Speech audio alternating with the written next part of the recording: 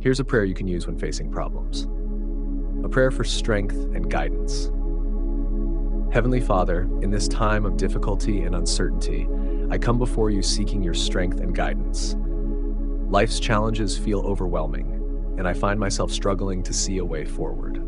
I humbly ask for your wisdom to navigate through these problems and your courage to face each day with faith and hope. Grant me the patience to wait for your timing, the clarity to see your path, and the peace to trust in your plan. Help me to remember that I am never alone, for you are always with me, holding me in your loving embrace.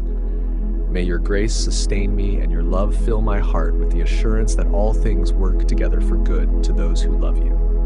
Lord, I place my worries, fears, and burdens in your hands, knowing that you are my refuge and my strength. Please guide my steps, calm my spirit, and lead me through this storm. I trust in your promises and lean on your everlasting arms. In your holy name I pray. Amen. Feel free to adapt this prayer to fit your specific situation or needs.